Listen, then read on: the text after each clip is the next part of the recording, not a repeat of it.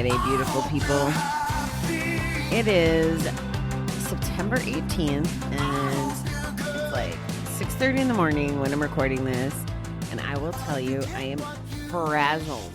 I woke up the day, this is my last day here, and I have this tremendous to-do list, and I just feel like everything I touch is just breaking or not working.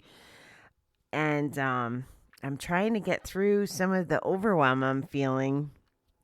It's been a good week and a productive week, and I've gotten a lot of things done. But man, the roadblocks that I've been hitting, for example, the reason I'm up this early and with worry on my mind is here I am, my self-care mentality, right? I wanted to bring my bike on my road trip, and the garage was so cool. He suggested that I send the hitch and the bike rack over to his garage, and he'll put it on my car when he does the oil change. And I thought I did the things right, but evidently I did not. So the hitch I ordered does not fit on the year of my car. So now I have to send that back, which is a whole other step, and it's heavy. So I have to figure out how to get that picked up and brought to like a CVS or somewhere, wherever I'm supposed to go return it. I also need to go to a different place to pick up a new hitch to bring it back to him. Now, mind you, my car is over at the garage, so I have to walk there, which then eats up more time. And oh, by the way, the guy coming to fix my television, because that didn't work either. I ordered the bulb. I changed the bulb. I haven't had a TV all week. So when I tell you I've been hustling and working, seriously, I've had no distractions other than shit going wrong. And this was kind of the same stuff I experienced last week trying to move the phones over. And I'm still trying to get my phone situated. I'm definitely overdue for a nice big decompression. That, I just can't wait to be out golfing tomorrow with my uncle and, getting to see Mom. She'll be happy to see me before the road trip. Yeah. And then spend time with my old, my friends from the past tomorrow night. So there's a lot to look forward to, but I got to get through today because all those errands I just mentioned, I also have to have finished before, I have to be done and back before the TV guy gets here. But then the TV guy needs to get here. It needs to be done before my 10:30 phone appointment with the lawyer. You see? And all of this was supposed to happen before an 11 o'clock class that I'm dropping out of because I just can't do it. There's only one of me.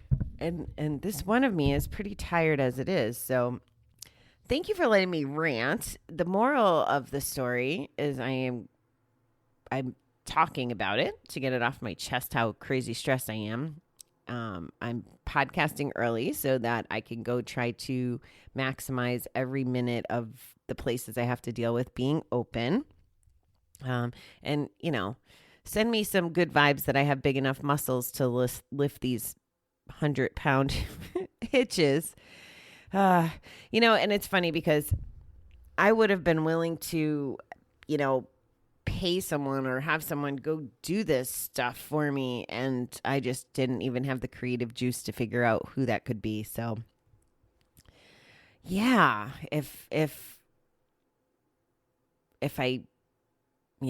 I asked the places if they could deliver and stuff. I wish the world was just a little different place this morning. No, I really don't. It'll all work out. Everything works out. I just needed to get this out of my brain and out to you guys, because when I tried to roll over and do my meditation this morning, my brain just kept racing. So hopefully I will make this a good day, and I will remember to be grateful that all these things I'm rushing to get done are for a good thing. It's all good stuff, right? I want to be able to ride my bike with my uncle and the other uncle that lives in Colorado. So thank you for letting me vent. I will do today's reading now, and we'll see what else shows up. And I did not pre-read it because I'm going this morning. So Dante Alighieri says a great flame follows a little spark. Most of us start our recovery with just a little spark of hope. We're not sure what we'll find, but we pray it'll be better than the misery of active addiction. At first, we're afraid to trust ourselves or others, even those in our recovery program. We may feel like giving up, but somehow we keep that little spark alive. In time, as we find a new way of life, the spark grows. Soon, we're more honest, more true to our own values. We become physically and emotionally healthy again and make good choices about the people, places, and things in our lives. Most important, we regain our spiritual health. I'm sorry for the yawns, guys. Did I mention I don't have my car, so I can't even go get coffee? Okay, sorry, I digress. Most important, we regain our spiritual health. We choose a higher power, and with his help, we learn to forgive ourselves for yesterday and move toward a healthier tomorrow. Then, as our spiritual growth and recovery become a way of life, we learn again about the healing power of love. We find healthy ways of loving others and feel worthy of accepting love ourselves. We learn to give again. Now, as we look at the future with confidence and serenity, we realize that the little spark has indeed become a mighty flame. Today, help me keep the spark of recovery alive and growing. Well, I think that this works both ways. I'm not going to put a negative twist on it because I'm stressed. I just want to call this out that the little sparks can turn into big flames the other way too. So let's be aware of that.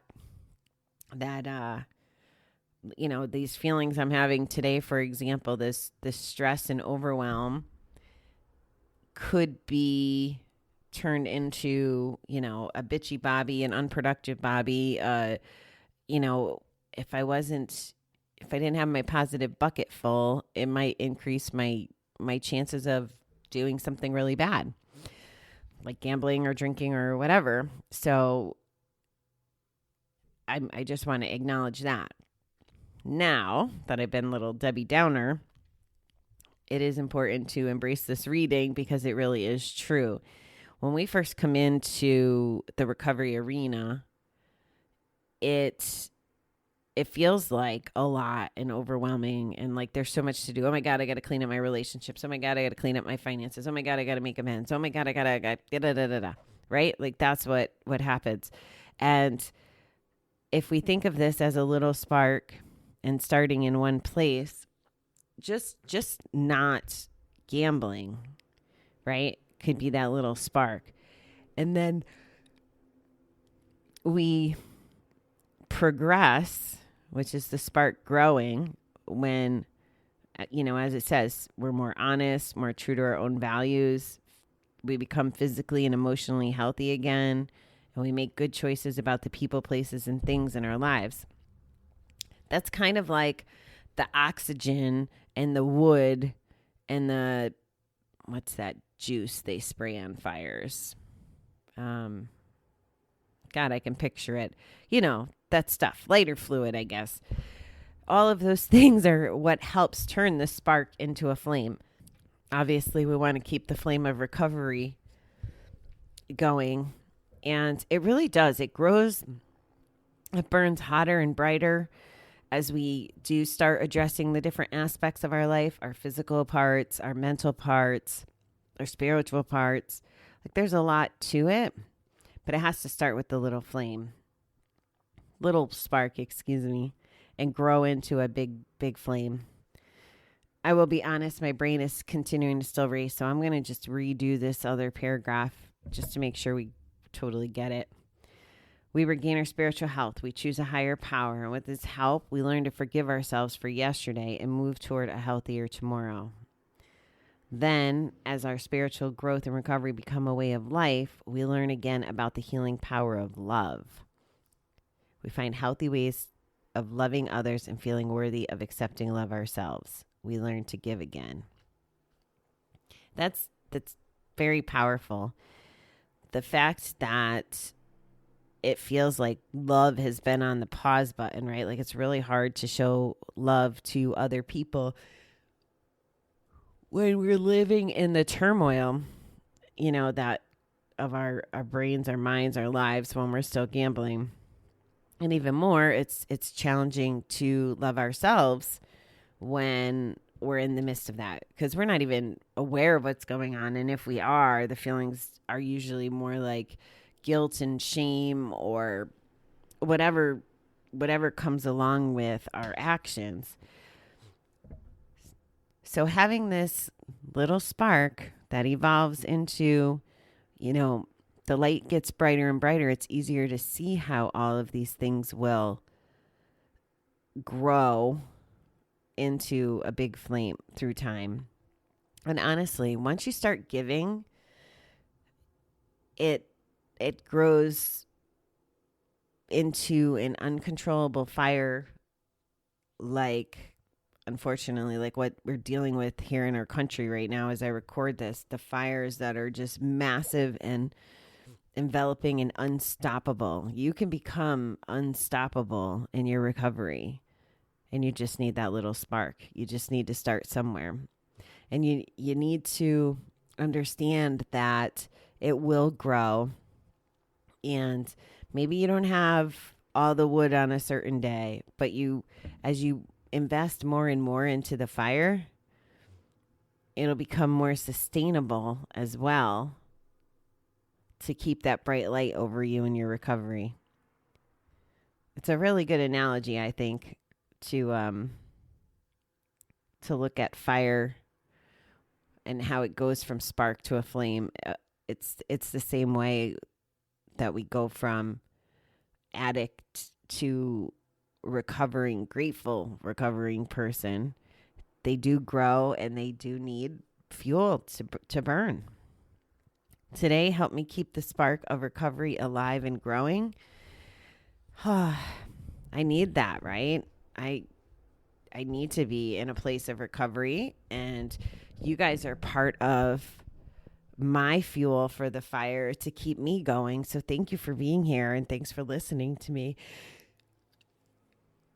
It has been it's been an amazing run of days spending our mornings together, and I'm really not sure what's going to happen as I begin my adventures tomorrow. So I will totally tell you that if you haven't checked out, for example, today's Friday, Courtney's show, for example, that was launched this morning, or any of the other episodes prior, guys. I mean, there's a lot of stuff there. There's a lot of days that we spent together, and if you need a little boost, just jump on here or go listen to any of the other podcasts out there. The After Gambling podcast, the All Bets Are Off podcast. I think there's a new one about invisible gambling. I mean, there's options out there. I did work through with my team last night. I think I have a way to be able to publish shows from the road in a somewhat systematic way, an easy way. I'm not sure of what the quality will be, but because I already used to me yawning and not editing and having sirens go by every freaking 5 minutes. So, yeah, there might be hope. I don't want to overpromise and underdeliver. I'd rather tell you to, check out the weekly shows that are coming up. We have just some impressive, amazing, incredible stories that are very educational and inspiring coming up. So I'm excited about the next, few weeks worth of interviews. I'm usually excited about all my interviews anyway, but a lot of good stuff coming up. So thanks for being here, guys. I am going to go try to kick this day's ass and get everything I want and need to get done so that I can be in a place of just self-care, chill, enjoyment after a lot of months of back-to-back hardcore effort on both my self-development and my work efforts, I guess is what we'll call them. So thanks for being here. Happy Friday, beautiful people. And I will talk to you as soon as I possibly can.